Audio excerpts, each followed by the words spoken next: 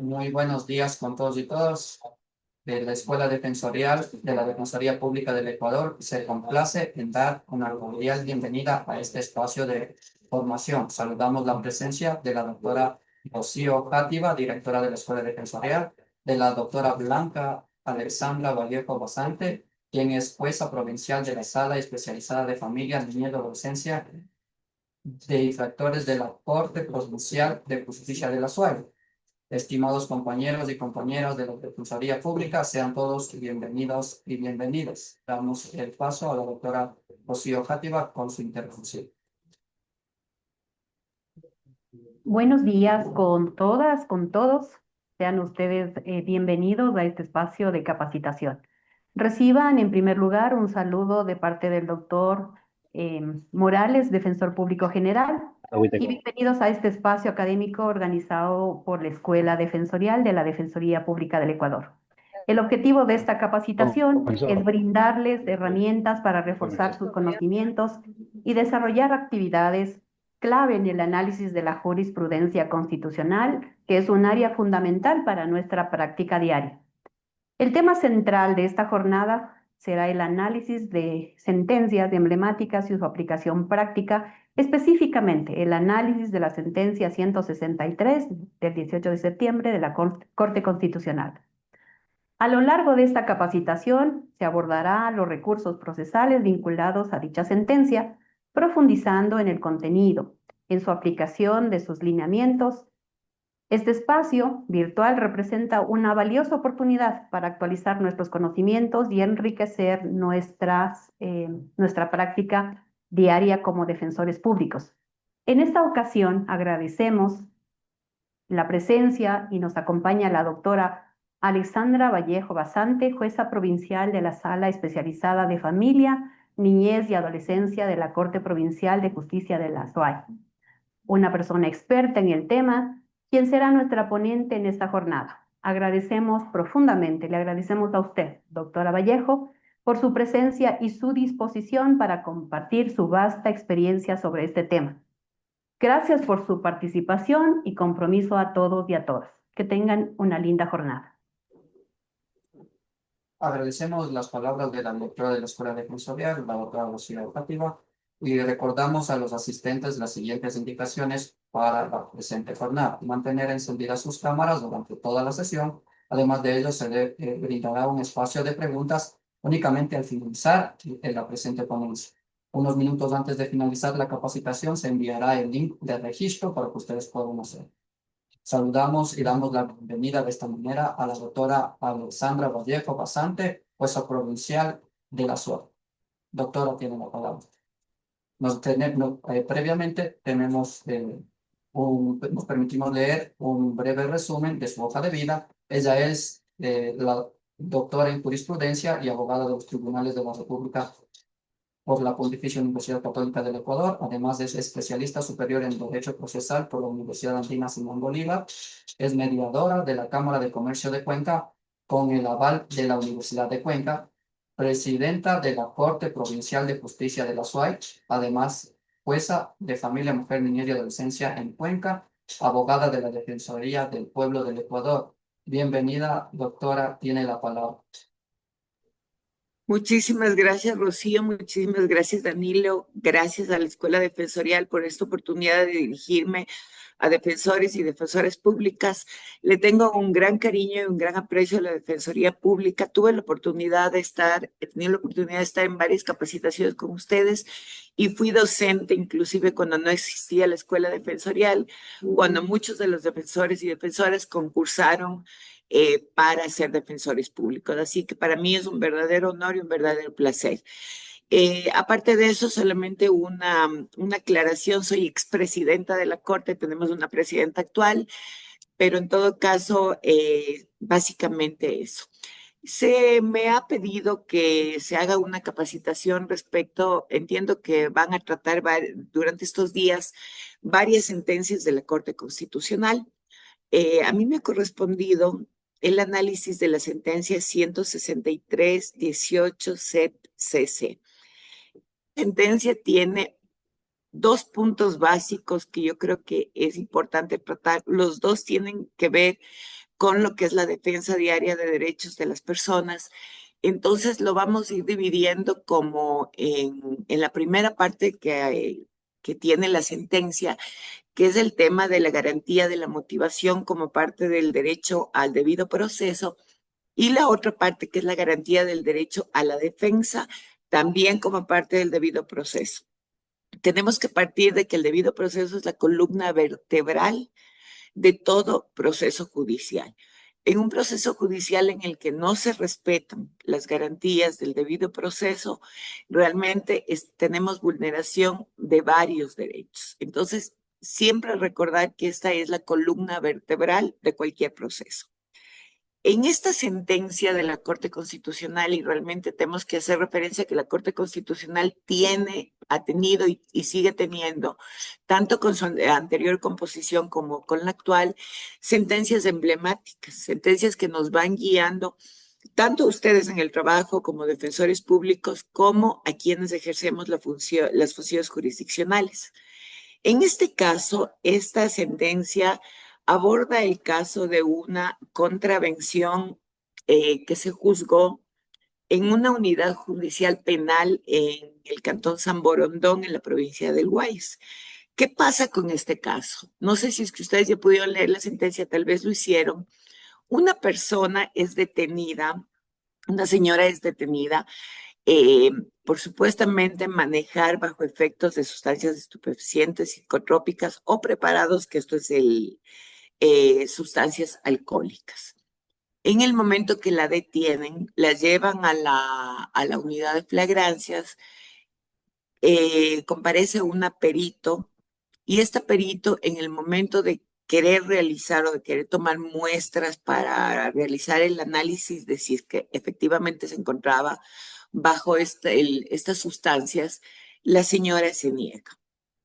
Como hay la negativa de la señora, lo que hacen es simplemente tomar como que ella estaba realmente conduciendo en estado etílico y queda detenida. Se convoca a una audiencia. El tema aquí es en cuánto tiempo se convoca a la audiencia de calificación de flagrancia. Entonces, como les decía, la Corte Constitucional aborda dos temas aquí. Voy a empezar con el derecho a la motivación. Y si bien esta sentencia no está en sintonía con lo que es la actual jurisprudencia de la Corte Constitucional en cuanto a lo que es la motivación, ustedes recordarán que el test de motivación era lo que anteriormente se aplicaba para saber si una sentencia o una resolución estaba debidamente motivada. En la actualidad, la misma Corte Constitucional se alejó de este test de motivación a través de la sentencia CC 1158-17-EP/21, que posteriormente también les voy a dar unos tópicos de lo que esta sentencia nueva aborda y por qué se aleja del test de motivación. Entonces, ¿qué sucede en este caso? La señora Lozada Vázquez, que es la que presenta la extraordinaria de protección, lo hace con respecto a la sentencia de primera instancia emitida en el 2017 y posteriormente a la sentencia de segunda instancia, en la que hay un punto que a mí sí me llamó la atención, porque el Tribunal de Segunda Instancia inclusive le agrava la situación. Ustedes saben que está prohibido agravar la situación de un detenido cuando se ha interpuesto un recurso o con un procesado cuando se ha interpuesto un recurso de apelación. Sin embargo, en este caso, la Sala de lo Penal de la Corte Provincial agrava esa situación. Sin embargo, no vamos a entrar directamente en ese punto, toda vez que la Corte Constitucional, al dejar sin efecto la sentencia de primera instancia, deja sin efecto todo lo posterior. Es decir, no realiza un análisis de los cargos con respecto a la sentencia de segunda instancia del Tribunal de Apelación. ¿Qué pasa en este caso? Una vez que la Corte Constitucional admite a trámite una acción extraordinaria de protección, lo primero que hace es conceder un término para que los jueces y las juezas que estuvieron involucrados en el caso por el que se plantea la acción extraordinaria presenten sus informes de descargo. Una vez que se presentan los informes de descargo, en este caso, la Corte Constitucional empieza el análisis con la garantía de motivación y hace referencia a que efectivamente, de acuerdo al test de motivación que se manejaba anteriormente, tenían que haberse dado 3 presupuestos para considerar que la sentencia se encontraba motivada. Estos eran la razonabilidad, que está entendida como que se enuncien en una resolución o una sentencia las fuentes del derecho en las que se funda. ¿Cuáles son estas fuentes del derecho? La Constitución, tratados internacionales, la ley, la jurisprudencia. Y la razonabilidad también implicaba que no basta con que una decisión se enuncien estas fuentes del derecho, sino que es esencial relacionar los hechos con esta fuente del derecho. Es decir, no me sirve de nada como juez o como jueza enunciar una cantidad de sentencias, una cantidad de jurisprudencia, si no relaciono eso con lo que es materia de la decisión. Entonces, en este caso, ¿qué dice la Corte Constitucional? Que sí se cumplió con el parámetro de razonabilidad porque se enunció normas del Código Orgánico Integral Penal, del Reglamento General para la aplicación de la Ley Orgánica de Transporte Terrestre, Tránsito y Seguridad Vial, que eran las aplicables a la contravención que se estaba juzgando. Es decir, que si es que la señora se le aplicaba esto, era porque conducía bajo el efecto de sustancias psicotrópicas o alcohol. Este primer parámetro del test de motivación lo cumplió esta sentencia. Luego de esto, la Corte Constitucional pasa a analizar el segundo parámetro, que es la lógica. ¿Qué entendía la lógica con respecto a la lógica de la Corte Constitucional en el test de motivación? Que exista una relación y una coherencia entre las premisas y la decisión final. ¿Qué significa esto? Que los hechos que constan en la resolución son los que deben servir como base para lo que se resuelve. Les voy a dar un ejemplo. No se puede hacer referencia en un caso hipotético a los elementos en base a los cuales se calcula y se fija una pensión alimenticia y los hechos probados en cuanto a la capacidad económica del alimentante, cuando lo que se está resolviendo es un juicio de inventario. Efectivamente, en este caso, evidentemente, no existiría lógica alguna si en la resolución se hace relación a elementos que, como les digo, servirían para fijar una pensión alimenticia y el objetivo o el objeto del proceso, lo que se debe resolver es otro.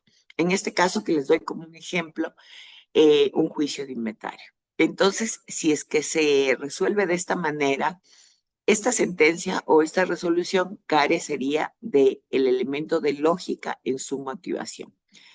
En la sentencia que es materia de análisis por la Corte Constitucional, ¿qué es lo que nos dice la Corte? Que la jueza de primera instancia no indicó cuáles eran los hechos probados para determinar que la actora se encontraba conduciendo bajo el efecto de sustancias estupefacientes, psicotrópicas o preparados que las contengan, esto es alcohol. Determinando entonces la Corte Constitucional que la juzgadora incurrió en la ausencia de lógica como parámetro de motivación en su decisión. ¿Por qué? Porque no había constancias o elementos que llevaran a la certeza, más allá de cualquier duda razonable, respecto de la responsabilidad de la conductora del vehículo. Tenemos que recordar también que en materia penal es muy importante que efectivamente para sentenciar o para declarar culpable a una persona no se tiene que tener ni un ápice de duda razonable. Entonces, en este caso, lo que la Corte Constitucional determinó es que no había certeza. El tercer parámetro que contenía el test de motivación era la comprensibilidad. Este parámetro aplicaba a las resoluciones y sentencias. ¿Qué tiene que ver el parámetro de motividad? Que una persona, sin ser abogado, sin ser abogada, una persona común pueda leer una sentencia, pueda leer una resolución y la comprenda. Es decir, que una resolución pueda ser entendida por cualquier tipo de persona y no solamente por aquellas que tenemos conocimientos de derecho. Aquí sí voy a hacer un paréntesis porque lamentablemente en este punto la mayoría de jueces y jueces del Ecuador aún continúan redactando sentencias y resoluciones que son en lo absoluto incomprensibles. Les digo esto porque al ser jueza de segunda instancia tengo que revisar sentencias de primera instancia y realmente es lamentable detectar que no cumplen este parámetro, que si bien ya no se aplica ahora al test de motivación, también tiene que ver con los parámetros de la nueva forma de motivación que nos indica y que nos dispone la Corte Constitucional. Con respecto a esto, por ejemplo, ustedes deben haber visto muchas resoluciones, muchas sentencias en las que se escribe a renglón seguido, no se hace una diferenciación entre párrafos, se utiliza demasiados tecnicismos, se utiliza latinismos, es decir, ni una persona que conoce derecho a veces puede entender una resolución redactada de esta manera. Hago un paréntesis aquí porque creo que sí es importante que ustedes conozcan varios elementos más allá de lo que consta en esta sentencia de la Corte Constitucional. Por ejemplo, que en el año 2023 la Corte Nacional de Justicia, que es el máximo organismo en materia de justicia ordinaria, dictó la resolución 0623. ¿Qué buscaba esta resolución? Que hubiera uniformidad en las sentencias, no solamente en las de casación, sino que debía ser cumplida por todos los jueces y juezas del país. Varios parámetros, por ejemplo, lo que les decía, la diferenciación o la de párrafos, la enumeración de los párrafos y algo que es muy importante, que es un cuadro resumen de lo que se está resolviendo. ¿Por qué es importante esto? Porque simplemente a través de este cuadro uno ya puede saber qué es lo que está tratando esta resolución o esta sentencia y en base a qué los jueces o juezas están resolviendo. Sin embargo, como les digo, me atrevo a decir que apenas el 5% de jueces y juezas cumplen con esta resolución de la Corte Nacional y que por tanto las decisiones jurisdiccionales continúan siendo incomprensibles desde este punto de vista.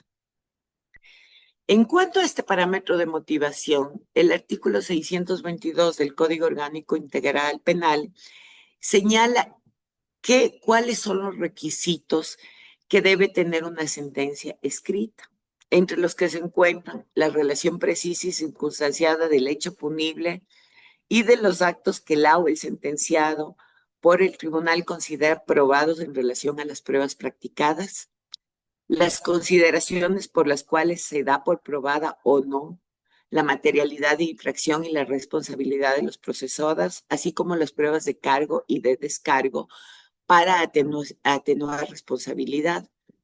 La parte resolutiva que tiene que contener la mención de la disposición legal, las disposiciones legales aplicables y finalmente la determinación individual de la participación de la o las personas juzgadas en relación con las pruebas practicadas y la pena que debe imponerse en este caso. Estos requisitos son esenciales porque tenemos que tener en cuenta que para que una sentencia penal efectivamente se encuentre motivada, se debe hacer referencia a dos elementos indispensables. No es suficiente comprobar la materialidad de la infracción. También se tiene que tener, lo que les decía hace un momento, la certeza más allá de toda duda razonable de la responsabilidad del procesado. ¿Qué es lo que les corresponde a ustedes como defensores y defensoras públicas en este punto? Determinar si una sentencia escrita que llega a su conocimiento en un caso que ustedes están defendiendo tiene estos parámetros de motivación o estos requisitos que debe contener una sentencia para que en caso de que no la tenga, ustedes puedan atacar de existir, por cierto, una falta de motivación de una sentencia a través de un recurso de apelación o, de ser el caso también, de un recurso de casación. Vuelvo a la sentencia de la Corte Constitucional. En este caso, la sentencia de la Corte Constitucional determinó que la jueza también había incurrido en el vicio motivacional, en este vicio motivacional al que les he hecho referencia, que es la comprensibilidad, toda vez que tenía una construcción confusa, una construcción contradictoria entre las premisas y la conclusión final. Volvemos a lo mismo. La jueza en este caso construyó la teoría del caso en base a ciertas premisas y al final terminó resolviendo o la conclusión a la que llegó no tenía que ver nada con esas premisas. Por tanto, la jueza, de acuerdo a la sentencia de la Corte Constitucional, también incurrió en el vicio motivacional de falta de comprensibilidad. Les había dicho que el objetivo de esta capacitación es el análisis de esta sentencia de la Corte Constitucional. Sin embargo, también hay otro hecho que es fundamental para ustedes y que es el tiempo transcurrido entre la detención y la audiencia de flagrancia. Porque en este caso también se abordó por parte de la Corte Constitucional que se vulneró una de las garantías del debido proceso que les había dicho, que es la de la defensa, toda vez que no se encontró, no se pasó la audiencia de flagrancia dentro de un tiempo prudencial para que se hiciera una defensa técnica. Antes de ir a esta parte, les había indicado también que la Corte Constitucional tiene una nueva sentencia en la que se aleja del test de motivación. Les había referido ya, si quieren anotarlo, que es la sentencia CC 1158-17-EP/21, en la cual el máximo organismo de justicia constitucional se alejó de este test de motivación y estableció nuevos parámetros. Hay criterios rectores en esta sentencia. El primer criterio rector es la suficiencia. ¿Cuándo hay suficiencia en una decisión jurisdiccional? Cuando la argumentación jurídica es suficiente, es decir, cuenta con una estructura mínimamente completa. Les había hecho referencia hace un momento sobre los requisitos que, según el artículo 622 del Código Orgánico Integral Penal, debe tener una sentencia escrita. Con este criterio rector, la argumentación jurídica suficiente o una estructura mínimamente completa debe cumplir con aquellos requisitos a los que les había hecho referencia hace un momento. Hay un segundo criterio rector que es la inexistencia motivacional. ¿Cuándo consideramos que una decisión tiene o carece de esta motivación o tiene inexistencia motivacional? Cuando la argumentación jurídica es inexistente. Es decir, cuando la decisión carece totalmente de fundamentación normativa y de fundamentación fáctica. La fundamentación normativa es la que tiene que ver con las normas jurídicas, la jurisprudencia, los convenios internacionales, las sentencias de Corte Interamericana y la fundamentación fáctica son los hechos. Entonces, si es que contenemos o llega a nuestro conocimiento una sentencia, una decisión jurisdiccional que puede tener fundamentación normativa, pero no hay fundamentación fáctica, consideramos que de acuerdo a la Corte Constitucional se incurriría en un vicio motivacional que es la inexistencia.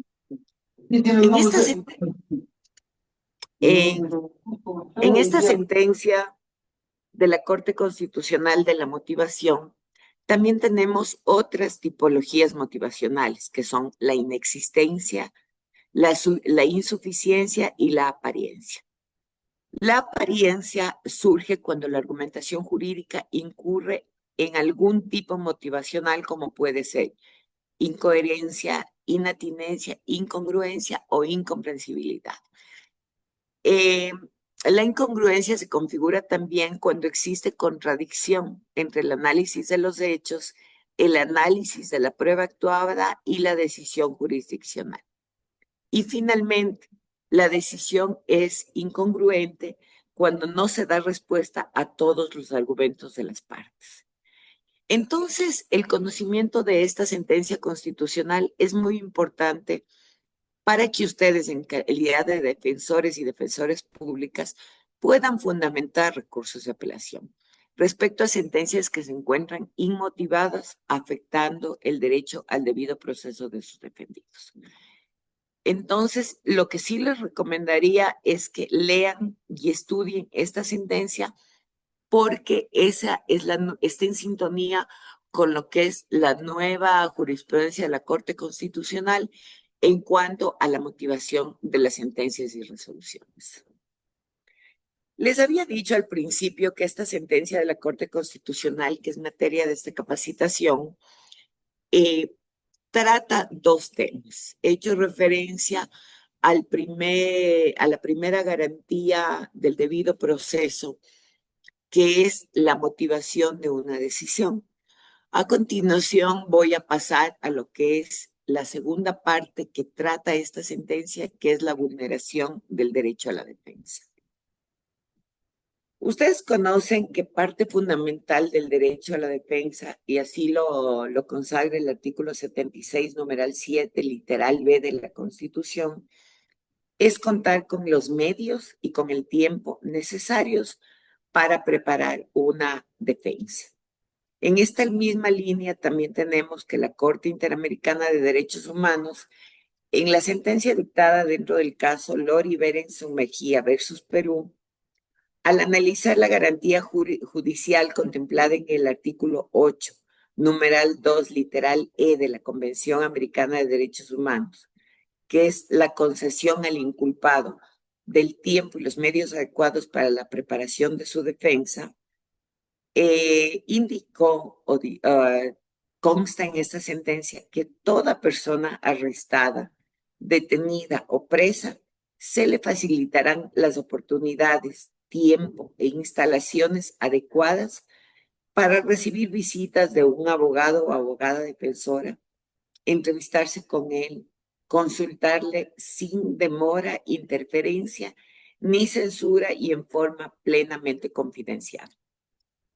En esta sentencia se razonó que se restringió, en este caso contra Perú, la labor de la defensa de la víctima, porque su abogado solamente tuvo acceso al expediente el día anterior a la emisión de la sentencia de primera instancia, de modo que efectivamente se soslayó el derecho a la defensa y la presunta víctima no pudo contar con una defensa adecuada. Entonces es importante para ustedes que conozcan no solamente la normativa nacional, sino la normativa supranacional, también lo que es el bloque de constitucionalidad, que está integrado por lo que son tratados, convenios internacionales. Y también aquí es conveniente recordar que, de acuerdo a lo que dispone la Constitución, los pactos y tratados internacionales que han sido efectivamente suscritos por el Estado tienen rango constitucional. Entonces, no olvidar esto, es importante conocer respecto a esto, respecto al bloque de constitucionalidad. Ahora, ¿qué pasó en el caso de esta sentencia, que es la que es materia de esta capacitación y que trata la Corte Constitucional? La detención se efectúa el día 21 de mayo del 2017 a las 01:25. La jueza que estaba en conocimiento de esto, la jueza de San Borondón, aboca conocimiento de la causa el mismo 21 de mayo del 2017 a las 13:34 y convoca audiencia de juzgamiento para el mismo día a las 13:50. Entonces, ¿qué determina la Corte Constitucional? Que la defensa de la señora únicamente contó con 16 minutos después de que la jueza abocó conocimiento de la causa y convocó audiencia. Y se determina por parte de la Corte Constitucional que evidentemente se impidió que la contraventora contara con el tiempo suficiente para designar un defensor de confianza que ejerciera su defensa técnica y que la jueza designó un defensor público a efectos de que la patrocinara, lo cual, sin embargo, dado el escaso tiempo que me dio entre el poco conocimiento del caso y la realización de la audiencia de juzgamiento, les había dicho 16 minutos, impidió que el defensor técnico preparara de manera adecuada la defensa técnica, las estrategias de defensa, y aquello implicaba una formulación de cargos, una teoría del caso, una presentación de pruebas, refutar las acusaciones, lo cual no tuvo acceso la defensa de la contraventora. En este caso tenemos que tener en cuenta lo que dispone el artículo 529 del Código Orgánico Integral Penal en cuanto a los casos de infracción flagrante. En este caso, en materia de análisis, había una infracción flagrante o una presunta infracción flagrante. Entonces, en estos casos conviene recordar que, primero, el artículo 529 del Código Orgánico Integral Penal fue reformado por el artículo 84 de la Ley Sin Número, publicada en el Registro Oficial 279, S29 del 2023, y que ha recibido una reforma reciente por la disposición transitoria segunda, la disposición reformatoria segunda en el numeral 10 de la Ley Orgánica de Integridad Pública. Esto se encuentra publicado en el Registro Oficial 68-3S 26-6 en números romanos, -2025. Entonces, para ustedes como defensores públicos es muy importante que conozcan todas las reformas. Lamentablemente, para quienes están en materia penal, las reformas que se están dando con la publicación, con la vigencia de nuevas leyes aprobadas por la Asamblea, hace que la actualización de ustedes tenga que ser constante y tengan que estar verificando todo el tiempo cuáles son las reformas para no incurrir en errores en la defensa. En este caso, el artículo 529 del Código Orgánico Integral Penal, ¿qué decía antes de la reforma? Esta parte se mantiene. Que la audiencia de calificación de flagrancia debe efectuarse dentro de las 24 horas desde que tuvo lugar la aprehensión. Pero tenemos también otros casos. El segundo caso es en los casos de aprehensiones en situación de flagrancia en zonas de difícil acceso o de alta mar. ¿Qué pasa en estos casos? La audiencia de flagrancia tendrá lugar dentro de las 24 horas subsiguientes del arribo a un centro poblado o puerto seguro. Entonces, es importante que tengan en cuenta esto, porque la audiencia no bastaría que se dé dentro de las 24 horas desde que se efectuó la detención, sino que efectivamente, si es que esta detención en flagrancia se efectuó en un lugar lejano, se tendrá que efectuar la audiencia dentro de las 24 horas subsiguientes al arribo a un centro poblado o puerto seguro. El tercer caso, y esto también es parte de la reforma, es que la audiencia oral se realizará hasta 48 horas posteriores a la aprehensión, cuando ésta se realice en zonas fronterizas de difícil acceso o en caso fortuito o fuerza mayor debidamente comprobados que imposibilite el traslado de la persona detenida. Entonces, aquí tenemos 3 puntos que ustedes tienen que tenerlos en cuenta. Si es que una detención se efectúa en una ciudad como por ejemplo Quito, Guayaquil, Cuenca, no hay ningún problema. La audiencia se efectuará dentro de las 24 horas desde la aprehensión. Si es que se efectúa la aprehensión en un lugar de difícil acceso o en alta mar, aquí ya hay una modificación y tienen que tenerla en cuenta. 24 horas subsiguientes al arribo a un centro poblado o puerto seguro.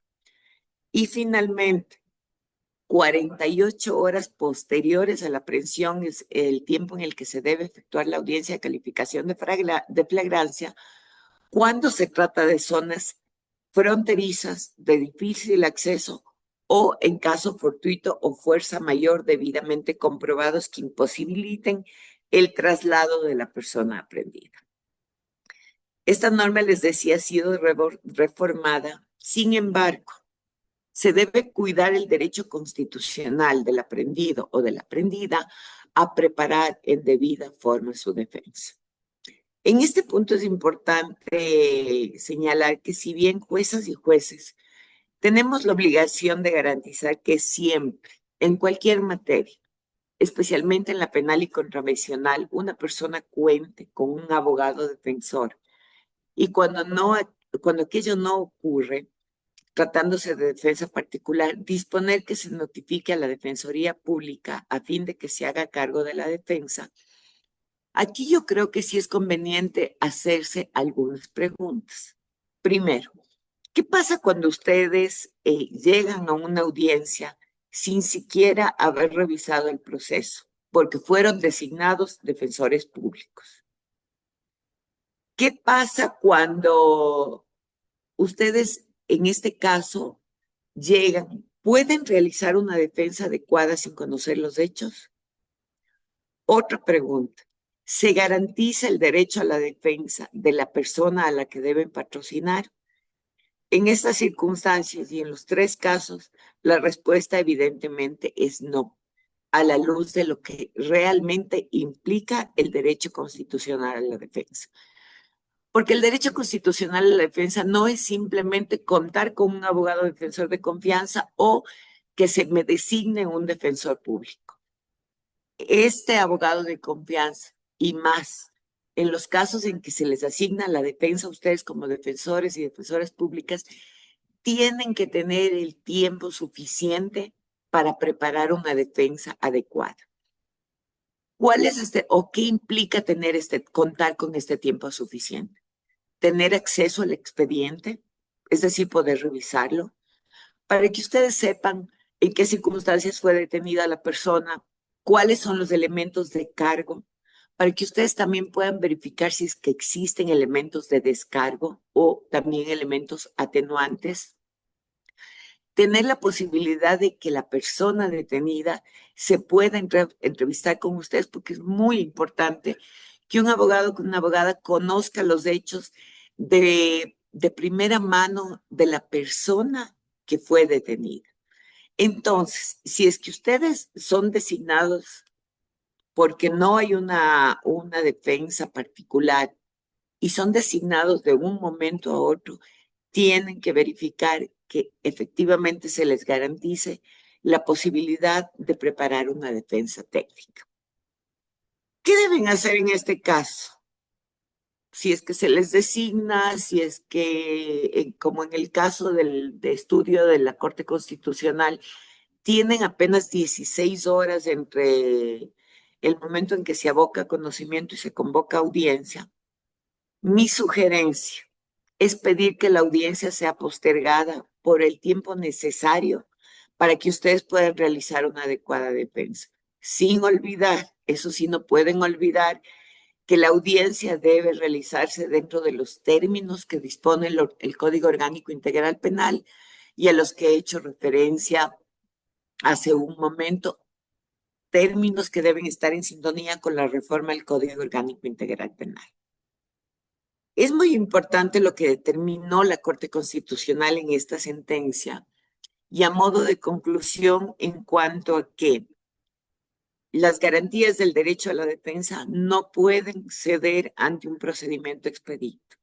O dicho de otra forma, los juzgadores y juzgadoras están en la obligación de dar trámite al procedimiento expedito, cumpliendo con la obligación de tutelar garantías del derecho al debido proceso que les asisten a los sujetos contraventores en el caso, en el caso de la sentencia o a materia de análisis. ¿Qué es lo que se colige de esta conclusión que hace la Corte Constitucional? que aún en el caso de un procedimiento expedito, como es que el que es objeto de análisis, no se puede o no se debe sacrificar el derecho a la defensa, traducido en contar con el tiempo adecuado para preparar una defensa técnica y que ya les he dicho que se considera una defensa técnica. Si bien el caso en materia de estudio es un caso de una contravención penal, también esto, la garantía de la defensa aplica para todas las materias, en este caso también para materias no penales. En este punto, si bien el Código Orgánico General de Procesos dispone que únicamente se pueden diferir audiencias a petición de ambas partes, les sugiero que si han sido asignados a defender un caso con el que no han tenido contacto, podrían solicitar también el diferimiento de la audiencia que se hubiera convocado.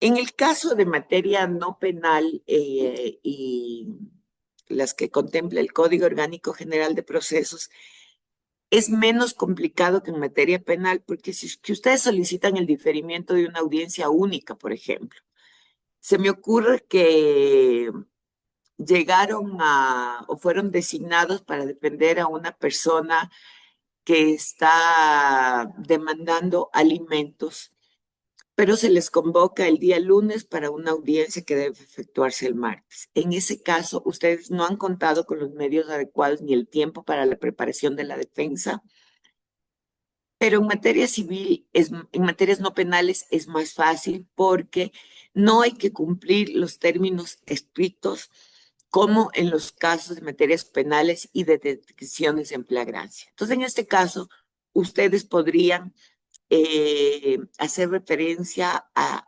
esta sentencia de la Corte Constitucional, que si bien es materia contravencional, sí aplica a lo que es la garantía del derecho a la defensa, para solicitar, aunque no sea de manera conjunta, que se difiera una audiencia.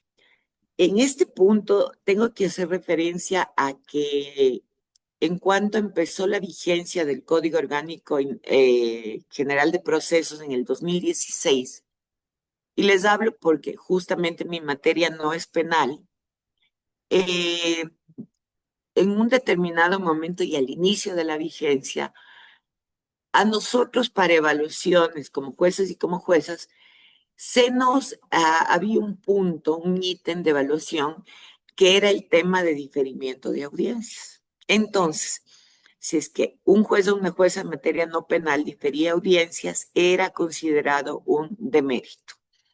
Sin embargo, posteriormente, ya con el andar en este camino del Código Orgánico General de Procesos, lo que hemos hecho es un poco flexibilizar este punto y ya no esperar que efectivamente las dos partes estén de acuerdo para pedir el diferimiento de la audiencia, teniendo en cuenta que sobre cualquier materia y sobre cualquier norma de las que componen el ordenamiento jurídico está la Constitución.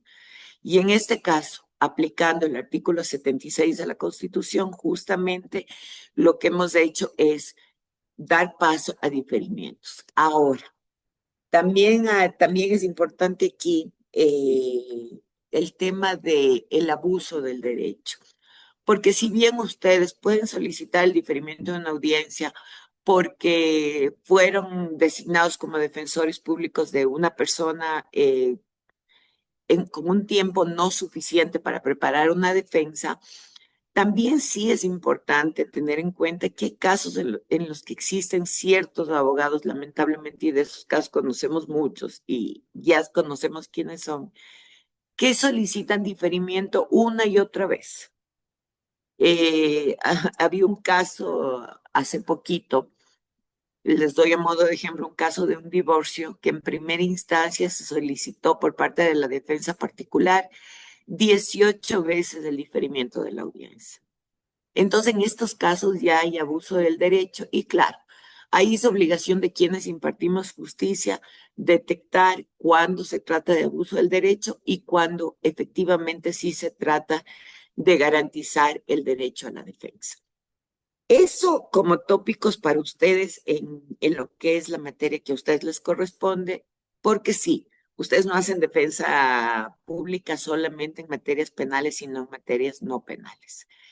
La sentencia de la Corte Constitucional que se me ha pedido que analice no es extensa y básicamente trata los temas a los que he hecho referencia.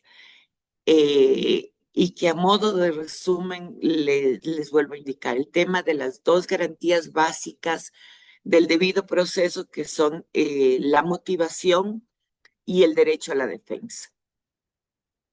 ¿Qué tópicos debemos ver si es para determinar si una sentencia o una resolución carece de motivación? Como les he indicado, ya no con el test de motivación del que la misma Corte Constitucional se alejó, sino con la nueva sentencia de la Corte Constitucional de cuando una sentencia se considera motivada, de acuerdo a estos ítems o a estos vicios motivacionales. Y la segunda parte con respecto a lo que es la garantía de la defensa en cuanto al tiempo suficiente, el tiempo necesario para preparar una defensa técnica. Eso es, Danilo, básicamente el tiempo era 2 horas, pero como les digo, la sentencia de la Corte Constitucional no es muy extensa. He tratado y he abordado algunos puntos inclusive que podrían inferirse de esta sentencia, pero eso es básicamente. Lo que sí, indicarles que cualquier cosa o para cualquier defensa, ustedes tienen que tomar en cuenta siempre estas garantías básicas. Danilo, de mi parte, es esa la exposición con respecto a la sentencia y de todas maneras quedo abierta a cualquier tipo de pregunta, de inquietud que tengan con respecto a la sentencia que se ha analizado. Gracias, Danilo. Perfecto, muchísimas gracias por la exposición, doctora Vallejo. En este sentido, nosotros le damos el paso para que se puedan hacer las preguntas correspondientes. No sé si alguien tiene alguna pregunta. Doctora, buenos días. Hace un momento le estaba levantando la mano. Recibo un cordial saludo de Javier Estrella, abogado del Consultorio Jurídico de la Universidad de Cuenca. Muy interesante su exposición y muchas gracias. Ha sido muy, muy clara, muy diáfana. Un par de asuntos nada más. La una, si por favor me pudiera repetir de nuevo el número de la sentencia constitucional. Y la segunda, usted había abordado sobre un tema de preparación de la defensa, una preparación debida de la defensa por las reformas al Código Integral Penal. Y se refirió también a un tema contravencional. Ahora, frente a esto, como también usted muy acertadamente se refirió a un asunto de abuso del derecho, pues la pregunta va en el siguiente sentido. Si es que se difiere una audiencia de estas, ¿qué pasaría si es que se interpone un recurso, perdón, un habeas corpus? ¿Estaríamos también expensos de pronto a la interposición de este recurso por una de las partes de la defensa? ¿Sería susceptible de poderlo hacer? A ver, la pregunta tiene dos partes. Me voy con la primera. La primera respuesta es la sentencia CC-1158-17-EP/21, que es la sentencia de la Corte Constitucional que tiene los ítems para considerar una sentencia o una resolución debidamente motivada. Esa es la primera parte. La segunda parte, sí, hay reformas al Código Orgánico Integral Penal, inclusive una de estas es por la disposición reformatoria de la Ley Orgánica de Integridad Pública. Usted me hace referencia a un tema de que podría plantearse un habeas corpus. Aquí hay que ser claros y lo he dicho de manera clarísima. Ustedes pueden solicitar que la audiencia se difiera, pero por el tiempo necesario para preparar la defensa técnica sin exceder los términos legales. Porque efectivamente, si es que ustedes exceden si es que la audiencia excede las 24 horas desde que la persona fue detenida en una cabecera cantonal, o si exceden las 24 horas desde que la persona fue detenida en alta mar, por ejemplo, y las 24 horas desde que llegó a un puerto seguro, o se exceden las 48 horas desde el momento en que una persona fue detenida en una zona fronteriza, que es el único caso en el que la audiencia se efectúa en 48 horas desde la detención, efectivamente podría plantearse un habeas corpus. Por eso, si bien ustedes tienen derecho a contar con el tiempo necesario para preparar la defensa técnica, lo primero que les he dicho, y eso no pueden olvidar, los jueces tampoco van a dar paso a que en materia penal pidan ustedes como defensores públicos que necesitan, qué sé yo, 24 horas para presentar o 48 horas para preparar una defensa técnica. No.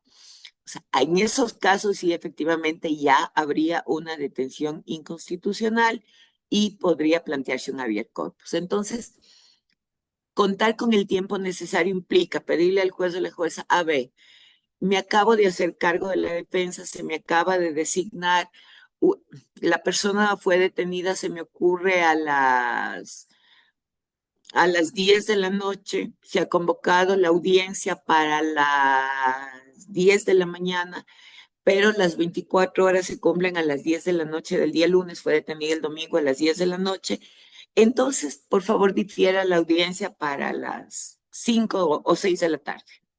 Si es que ustedes solicitan el diferimiento para las 5 para las 6 de la tarde, el juez o la jueza sabe que está dentro de las 24 horas que se dispone en el Código Orgánico Integral Penal para que se efectúe la audiencia. Entonces, sí tener cuidado de eso porque sí sería complicado que se plantee un habeas corpus y que el juez o la jueza que está a cargo y contra el que se plantea el habeas corpus diga, es que lo que pasa es que el defensor o la defensora pública me solicitaron que difiera más de 24 horas. No es posible, los jueces obviamente, al menos aquí en Azuay, y considero que en algunos lugares del país no van a dar paso a algo así, pero sí a contar con el tiempo necesario, sin exceder los términos. Gracias, doctor. Muchísimas gracias por su pregunta también, doctor. A continuación tenemos una consulta dentro del chat de Pablo Isaac que dice, buenas tardes, doctora, respecto al derecho a la defensa en procedimientos no penales. A nuestro consultorio jurídico llegan personas de escasos recursos que no tienen idea de la importancia de esto. A veces uno o el mismo día que vence el término para contestar la demanda, cree que se justifica de buena forma esta situación, puedan aceptar la presentación fuera del término, la consulta, doctor. A ver, volvemos a lo mismo.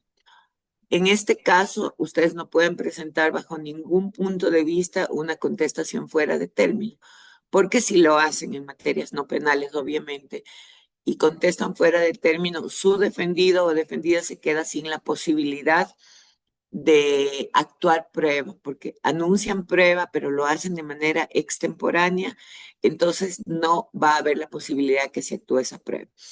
En ese caso, sí, yo sé que lamentablemente a veces la gente llega el día que se vence el término para contestar la demanda. En ese caso, lamentablemente tendrán que hacer todo el esfuerzo para contestar la demanda y para tratar de anunciar la prueba adecuada para la defensa o ser claros en que no depende de ustedes si es que no les llevan los elementos de prueba necesarios. Por ejemplo, se me ocurre un caso de alimentos. De acuerdo al 169 del Código Orgánico General de Procesos, es obligación de la persona demandada el probar su capacidad económica, pero no cuentan con un rol de pagos o un certificado de trabajo. ¿Qué es lo que les sugeriría yo que podrían hacer? Podrían anunciar como prueba la presentación del rol de pagos, ¿sí? Podrían anunciar que van a presentar ese rol de pagos y va a ser actuado en audiencia si es que no lo pueden obtener. Podría ser una opción. O hay casos en los que, por ejemplo, necesitan ustedes una certificación o los movimientos de una cuenta bancaria. En ese caso, sí tendrían que, en el momento de contestar, pedir auxilio judicial para la obtención de esta prueba. Y el juez o la jueza tendría que dar paso a aquello. Entonces, sí hay formas, sí hay maneras en las que ustedes podrían garantizar la defensa. Sin embargo, reitero, nada fuera de los términos legales. Por ejemplo, la contestación a la demanda dentro del término legal no se puede admitir. Muchísimas gracias por la respuesta. También Paul Saga agradece por su respuesta, le parece buena su recomendación. Damos paso también a Laura Vinicio Cobos Lacuri, quien está alzando la mano virtual. Gracias por el uso de la palabra. Estimada doctora, primero, por felicitarle por una excelente ponencia y segundo, muy concreto.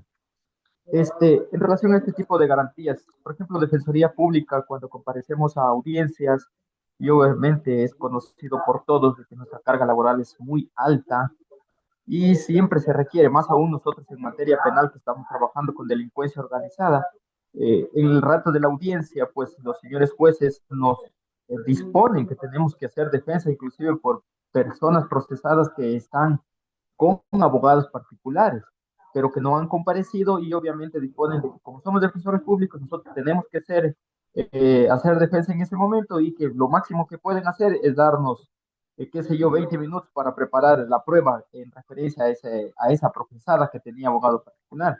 Nos hemos opuesto rotundamente en base a todas las sentencias de rango constitucional de que estaría violentando una garantía básica de derecho de defensa exclusivamente para esa procesada en común o procesado en común, pero se nos manifiesta de que si no hacemos, pues seremos objeto de sanciones, porque si bien es cierto existen esas sentencias, pero que ellos tienen que es hacer que la viabilidad de que se instalen las audiencias. En ese sentido, doctora, más que somos conocedores de todos estos tipos de sentencias, pero más ahí nos podría recomendar algún tips para nosotros poder actuar y que quede también respaldo de nosotros como defensores públicos, porque en la práctica el malo es el defensor público. Dice, no, ustedes saben, ustedes son los defensores, tienen que venir preparados. Cuando una asignación administrativa se nos hace solo por un procesado y llevamos preparados por uno de ellos. Y en la práctica se instala la audiencia, como lo he repetido, y se nos quiere pretender de que pasemos por más procesados. Esa es básicamente mi pregunta, doctor. A ver, yo entiendo y tengo entendido que existe un reglamento también para lo que es defensa pública. Efectivamente, sí, en algunos casos a los jueces nos toca, sobre todo en materia penal, designar defensores públicos de un momento al otro. Sin embargo, les reitero, un argumento que ustedes pueden tener y que para no ser sancionados en un determinado momento es hacer constar, si es que se puede por escrito, que ustedes han contado con 15, 20 minutos para la defensa y que no es un tiempo prudencial para ejercer una defensa técnica. Sí considero que deben presentar a un juez, una juez, un argumento claro con respecto a por qué 20 minutos no son suficientes. Y la posibilidad de que el tribunal, se me ocurre, o en este caso un juez o jueza de flagrancia, que está conociendo una flagrancia, sí pueda convocar para después, porque no se exceden las 24 horas en el caso de una detención en flagrancia en una cabecera cantonal, como les decía, en el ejemplo de que lo tuvieron 10 de la noche, fijaron audiencia para las 10 de la mañana, pero las 24 horas se cumplen a las 10 de la noche. Lo importante es que la audiencia sea instalada antes de que se cumplan las 24 horas. Lamentablemente, no se me ocurre ninguna otra alternativa, sino es apelar a que los jueces entiendan que ustedes no pueden hacer una defensa irresponsable, una defensa antitécnica y que al menos se les conceda, yo sé que es muy difícil, pero al menos una hora para planificar una defensa y hacerles referencia a esta sentencia, porque eso es lo importante de esta sentencia de la Corte Constitucional, en el que justamente se declara la vulneración del derecho al debido proceso en la garantía de defensa por haber contado la defensa técnica, el defensor público en este caso, con apenas 16 minutos desde la convocatoria hasta el momento en que se tenía que instalar la audiencia. 16 minutos es nada de tiempo. Entonces, yo creo que sí es importante que también jueces y juezas estemos en sintonía con lo que dispone la Corte Constitucional, bajo riesgo de que en un determinado momento se plantee una acción extraordinaria de protección y pase lo que pasó en este caso, que se declare la vulneración de derechos. Recordarles también que actualmente la Corte Constitucional ya no está calificando inclusive errores inexcusables, negligencia manifiesta de jueces, entonces es delicado el asunto. Yo creo que por ahí podrían apelar. Gracias. Muchísimas gracias. ¿Alguna otra pregunta, alguna réplica de lo que se ha dicho, tal vez?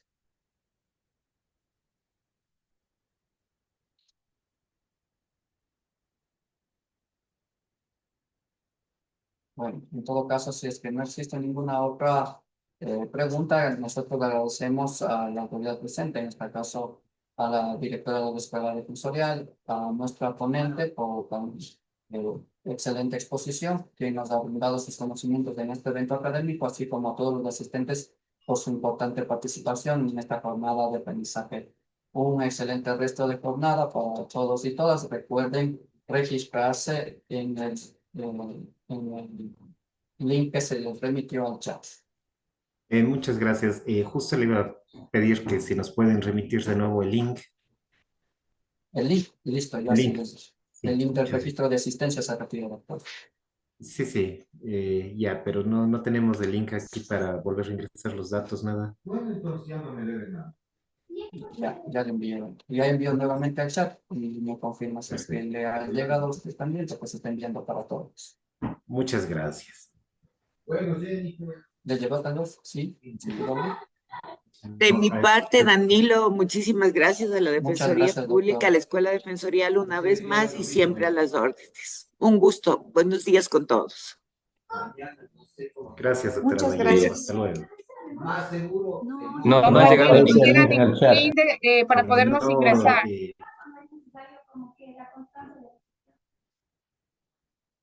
Doctor, buenos días. Discúlpeme, aún no llega el link. Ya está cargado. Entonces, no le debo nada. Y no le copio, y ¿sabe por qué no le hago eso de copiar? Y pegar? Porque está la misma. Claro, o sea, se desconfigura todo.